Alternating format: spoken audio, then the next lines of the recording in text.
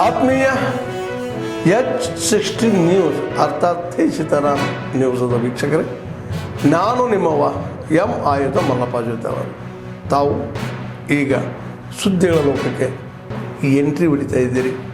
ಈ ಸುದ್ದಿಗಳನ್ನು ಪ್ರತಿಯೊಂದು ನೋಡೋ ಜೊತೆಗೆ ನಿಮ್ಮ ಅಭಿಪ್ರಾಯಗಳನ್ನು ಹಚ್ತಾ ಇರ್ರಿ. ಯಾಕಂದರೆ ಈ ಸುದ್ದಿಗಳು ನಿಮಗಾಗಿ, ನಿಮ್ಮ ಬದುಕಿಗಾಗಿ, ನಿಮ್ಮ ವೈಚಾರಿಕೆಗಾಗಿ, ನಿಮ್ಮ ತಿಳುವಳಿಕೆಗಾಗಿಯೂ ನಿಮಗೂ ಗೊತ್ತು. ಜೊತೆಗೆ ನಮಗೂ ನಿಮ್ಮೊಂದಿಗೆ ಇದೊಂದು ಮಾತಾಡುವಂಥ ಜೊತೆಗೆ ಸುದ್ದಿಗಳನ್ನು ಬಿಡುವಂಥ ಕೆಲಸ. ಈ ಕೆಲಸದಲ್ಲಿ ನಾವು ನಿಮ್ಮೊಂದಿಗಿದ್ದೀವಿ ಅಂತ ಹೇಳ್ತಾ ನೋಡ್ತಾ ಇರಿ ಸುದ್ದಿಗಳನ್ನು. एशियन चैंपियनशिप इस बार भारत के लिए एक ऐतिहासिक कदम हो रहा है. माननीय प्रधानमंत्री जी श्री नरेंद्र मोदी जी ने विश्व पटल पर योग को स्थापित करने के लिए जो पहल की थी 2014 में, उसका रिजल्ट हमने देखा. 2015 से लगातार आज अंतर्राष्ट्रीय योग दिवस मनाया जा रहा है.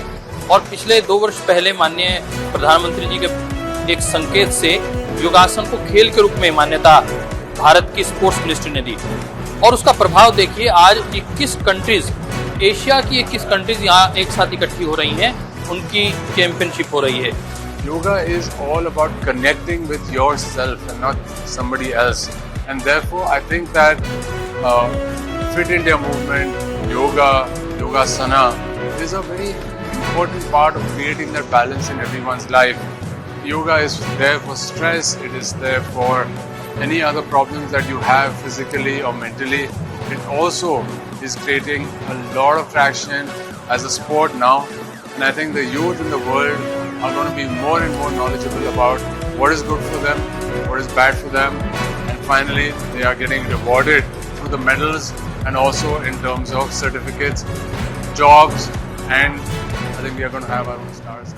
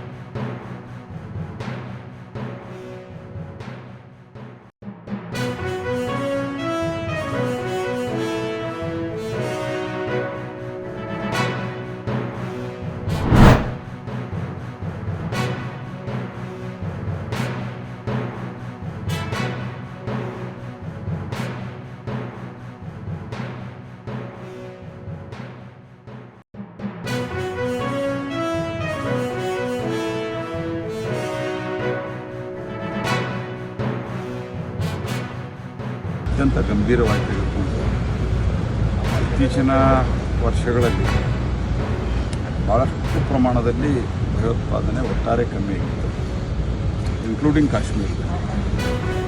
ಮತ್ತು ಅಲ್ಲಿ ದೊಡ್ಡ ಪ್ರಮಾಣದಲ್ಲಿ ಟೂರಿಸಮ್ ಬೆಳೀತಾ ಇದೆ.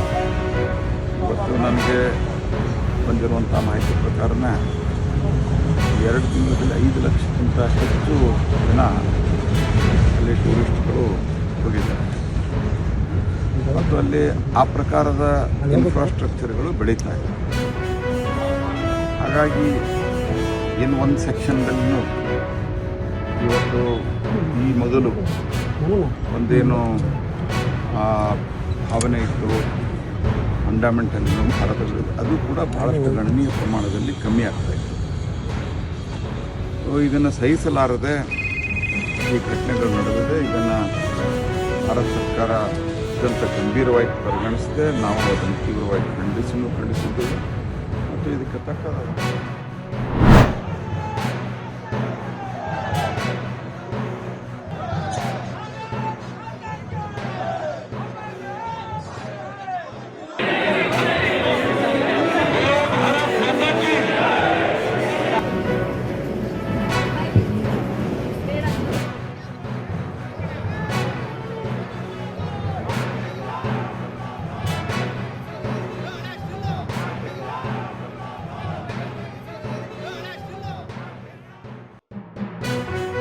ಅಂತಿಮ ದರ್ಶನವನ್ನು ಪಡೆದು ಶ್ರದ್ಧಾಂಜಲಿಯನ್ನು ಸಲ್ಲಿಸಿ ಆ ಕುಟುಂಬಕ್ಕೆ ಅತ್ಯಂತ ಆಘಾತವಾಗಿರುವಂಥ ಕುಟುಂಬದ ಸದಸ್ಯರಿಗೆ ನಮ್ಮ ಕೈಲಾದಷ್ಟು, ಯಾಕಂದರೆ ಸಾಂತ್ವನ ಹೇಳೋದಷ್ಟು ಸರಳವಾಗಿಲ್ಲ, ಸಾಂತ್ವನ ಹೇಳೋದಕ್ಕೆ ನಾನು ಬಂದಿದ್ದೇನೆ. ಈ ಒಂದು ಘಟನೆ ಏನಿದೆ ಇದು ಕಾಶ್ಮೀರ, ಜಮ್ಮು ಮತ್ತು ಕಾಶ್ಮೀರ ಒಟ್ಟಾರೆಯಾಗಿ ಅಭಿವೃದ್ಧಿಯ ಹಾದಿಯಲ್ಲಿ ಭಾಳ ದೊಡ್ಡ ಪ್ರಮಾಣದಲ್ಲಿ ಭಯೋತ್ಪಾದನಾ ಚಟುವಟಿಕೆಗಳು ಕಮ್ಮಿಯಾಗಿ ಆರ್ಥಿಕ ಚಟುವಟಿಕೆಗಳು ಚೇತರಿಸಿಕೊಂಡು ಟೂರಿಸಂ ಭಾಳ ಒಳ್ಳೆ ಪ್ರಮಾಣದಲ್ಲಿ ಪಿಕಪ್ ಆದಂಥ ಸಂದರ್ಭದಲ್ಲಿ ಮತ್ತು ಕಾಶ್ಮೀರದ ಜನರಿಗೂ ಅನ್ನಿಸ್ಲಿಕ್ಕೆ ಶುರುವಾಗಿತ್ತು, ಜಾತಿ ಧರ್ಮವನ್ನು ಮೀರಿ, ಪಕ್ಷ ಪಂಗಡವನ್ನು ಮೀರಿ ನಾವು ಭಾರತದಲ್ಲಿ ಸುರಕ್ಷಿತವಾಗಿದ್ದೇವೆ, ಭಾರತದಿಂದ ನಮ್ಗೆ ಒಳ್ಳೆಯದಾಗ್ತದೆ ಅನ್ನುವಂಥ ಸಂದರ್ಭದಲ್ಲಿ ಇದನ್ನು ಡಿರೇಲ್ ಮಾಡಬೇಕು, ಇದನ್ನು ಹಳಿ ತಪ್ಪಿಸಬೇಕು ಅನ್ನುವಂಥ ಕಾರಣಕ್ಕಾಗಿ ಈ ಕೃತ್ಯವನ್ನು ಎಸಗಿದ್ದಾರೆ. ಆದ್ಮೇಲೆ ಎಲ್ಲ ಸುದ್ದಿಗಳನ್ನು ನೋಡಿದ್ರಲ್ಲ, ಏನು ಅನಿಸ್ತು ನಿಮಗೆ? ಇದರಲ್ಲೇ ನಿಮ್ಗೆ ಲೈಕ್ ಆಗಿರ್ಬೋದು, ಡಿಸ್ಲೈಕು ಆಗಿರ್ಬೋದು, ಕಾಮೆಂಟ್ ಬೇಡಪ್ಪ ಅಂತೂ ಅನಿಸಿರ್ಬೋದು, ಕಾಮೆಂಟ್ ಮಾಡಬೇಕಪ್ಪ ಅನಿಸಿರ್ಬೋದು, ಶೇರ್ ಮಾಡಬಾರ್ದಪ್ಪ ಅನಿಸಿರ್ಬೋದು, ಮಾಡಬೇಕು ಅನಿಸಿರ್ಬೋದು. ಏನಾದರೂ ಆಗಲಿ ಶೇರ್ ಮಾಡ್ತಾಯಿರಿ, ಈ ನ್ಯೂಸ್ಗಳನ್ನ ಹಂಚ್ತಾ ಇರಿ, ಜೊತೆಗೆ ಇದಕ್ಕೆ ಸಬ್ಸ್ಕ್ರೈಬ್ ಆಗ್ತಾಯಿರಿ ಅಂತ ಹೇಳ್ತಾ H16 ನ್ಯೂಸ್ ಅರ್ಥಾತ್ ಹೇ ಸೀತಾರಾಮ್, ಇದು ಸತ್ಯದ ಕೈಗೆ ನಡಿ. ವಂದನೆಗಳು.